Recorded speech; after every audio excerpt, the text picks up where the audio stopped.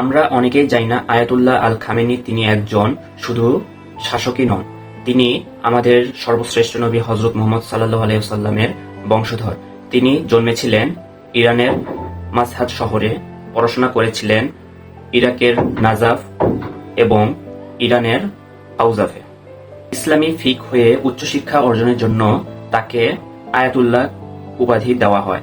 আর তার মাথায় যে কালো পাগড়ি সেটি তার সাইয়্যদ পরিচয়ের প্রতীক, কারণ তিনি ইমাম হুসেন রাদিয়াল্লাহু আনহু এর বংশধর। তিনি শুধু একজন আলেম নন, তিনি এমন কিছু সিদ্ধান্ত নিয়েছিলেন যা শিয়া সুন্নিদের মধ্যে বিভেদ কমিয়ে ঐক্য করতে সাহায্য করেছে। যেমন সাহাবীদের গালি না দেওয়া, আশুরায় শরীর কেটে রক্ত না ঝরানো, শিয়া সুন্নি একসাথে সালাত আদায় করা, এই ফতোয়াগুলো তিনি জারি করেছিলেন। প্রশ্ন একটাই, আজ যখন মুসলিমরা বিভক্ত ভাগাভাগির শিকার, তখন কি এরকম একজন ঐক্যের নেতার কি আমাদের দরকার নেই? কমেন্টে জানান।